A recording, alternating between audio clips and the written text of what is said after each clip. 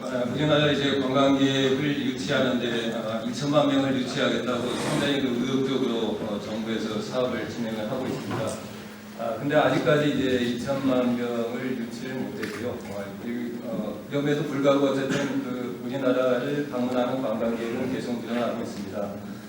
그렇지만 이게 지금 이게 관광객을 이제 끌어들이는 데는 인프라 시설 확충하고 이게 병행이 돼야지 이게 가능하다고 생각이 되고요. 이런 측면에서 이제 부산에서 이런 부산 케이블카 설치 논의를 한다는 것 자체가 부산 관광 발전을 위해서 크게 도움이 될 거라고 생각이 됩니다. 또 이제 해상 케이블카 관련해 가지고 여러 이제 한번 찾아봤더니 세계 곳곳에서 이 케이블카를 상당히 많이 건설하고 있더라고요. 아까 이제 말씀드린 대로 스위스, 오스트리아 이런 나라들이 이제 가장 많이 있는데 최근에는 이제 좀 멕시코, 터키, 앙카라, 또 뭐 베를린 뭐 이런 데서도 이제 뭐 케이블카를 건설을 하고 있는데 이제 여기서 이제 건설하는 거는 관광 목적이 이거보다도 이제 도시 교통 문제 해소를 위해서 특히 이제 멕시코 같은 데는 케이블카를 교통 수단으로 이제 이용을 해서 교통 문제를 이제 좀 해결하려는 그런 차원에서 케이블카를 뭐 건설을 하는 그런 것도 있고, 그리고 또 관광 목적으로 이제 좀 아주 잘 개발을 했다고 싶은 게 호주 프란다 케이블카인데요. 프란다 지역은 여러분들이 다 영화 아바타 보셔서 아시겠지만 열대 우림 지역에 케이블카를 설치를 했는데 그 지역에 이제 그야말로 이제 청정 지역에다가 케이블카를 설치하는 건데요.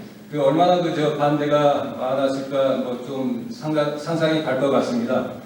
근데도 이제 이 스카이레일이라는 회사에서 이 7년 동안 검토를 하고 사업 타당성, 환경 분석, 그리고 또 관련 이해 단체들과 이제 협의를 통해 가지고 그걸 다 수용을 해서 성공적으로 개발을 하고, 그리고 지금도 가장 잘 환경적으로 건설했다고 지금 평가를 받고 있는 것 같습니다. 그래서 호주에 있는 케이블카 건설 과정이 어땠는지 이런 것 상당히 좀 앞으로 개발하는데 상당히 큰 도움이 될 것 같습니다.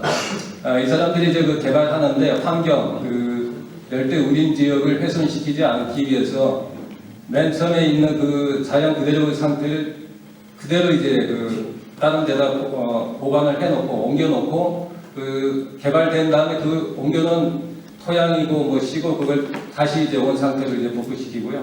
그리고 또 건설을 하는데 헬기를 이용해서 모든 자재를 이동을 하고, 헬기가 또 낮게 떴을 때 열대 우림 지역에 덮여 있는 숲이 있는데 숲이 훼손되지 않도록 100m 이상의 고도를 유지하면서 피해를 안 주는 그런 정성을 들여가지고 개발을 성공시켰습니다.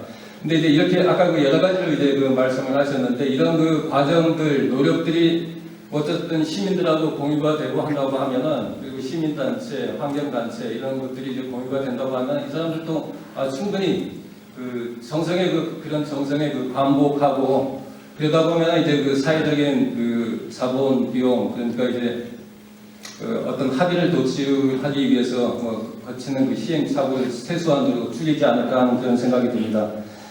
우리나라에서 그래도 이제 가장 잘 성공적으로 이제 개발해서 운행하고 있다는 게 이제 통영 케이블카로 알고 있는데, 통영 케이블카도 한 2008년인가 아니죠. 2008년 개설하기 전까지 상당히 많은 시행착오와 협의 과정을 한 7년을 겪었던 걸로 알고 있습니다.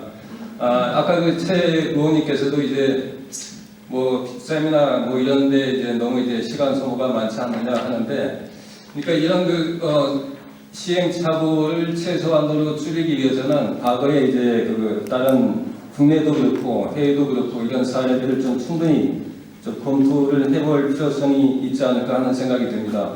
그리고 이제 사업 계획하고 이제 이렇게 보면은 우리나라에서 지금 아까 강 교수님이 발표한 걸로 보면 가장 많이 이제 투자비가 들어간 게 송도 케이블카 운영인데 한 800억이 들어갔어요. 근데 이제 여기서 연간 150만 명 지금 운행을 하고 있는데, 지금 여기 해상 케이블카에 아까 말씀하신 뭐 5천억이라고 하면은 뭐 단순 계산해서 한 5배고 한 650만 명이 이용을 해야지 좀 수지 타산이 맞지 않을까 그러는데 지금 아까 이제 나온 자료는 한 350만 명 이렇게 추정을 하는 것 같더라고요. 좀 이렇게 했을 때 이제 사업성은 단순 계산했을 때 이 사업성에 좀 문제가 있지는 않는지 좀 검토가 좀 필요할 것 같고요. 그리고 이제 이 검토가 또 필요한 거는 지금 개발을 한다고 하지만은 다음 세대가 개발을 한다고 했을 때 이 케이블카보다 더 멋지게 개발할 수 있는 그것도 염두에 좀 둬야 되지 않을까 싶습니다. 지금 그 단순 계산한 이 수치에 문제가 없으면은 뭐 그냥 이전 문제는 뭐 그래도 좀 약화될 수도 있겠지만은 그게 아니라면은 이런 면에서도 검토할 필요가 있을 것 같고요. 그리고 아까 그 저망권 그 문제는 그 어떤 그 특정 아파트 그 문제는 아니고 사실은 뭐 여기 부산 시민, 광안리 시민 아니면 이제 부산 전체 그리고 우리나라 전체 아니면 또 더 나아가서 세계의 세계인의 그 저항권이라고 생각을 합니다. 이 사람들이 왔을 때 그 저항권이 아주 멋지게 이제 조성이 돼서 그 감탄이 나오면 괜찮겠지만은 그게 아닌 이제 이런 그 저항이 형성됐을 때는 이게 좀 약간 이제 우려도 될 수가 있는 상황이 되지 않을까 싶고요. 그리고 이제 교통 그 문제는 보통 어떤 뭐 백화점이 이제 특히 이제 백화점 같은 데인데 이게 백화점이 들어섬으로 해서 그 근처에 교통이 상당히 이제 혼잡하게 되고 그럼에 따라서 보통 그 백화점 같은 경우는 그 교통 유발 부담금을 이제 부담하는 걸로 알고 있습니다. 근데 여기도 어쨌든 뭐 면밀한 수요 추정 그런 거를 기반으로 해서 그런 계획들이 좀 제시가 되고 해서 이제 뭐 좀 약간 이런 우려도 불식시키는 그런 게 필요하지 않을까 싶고요.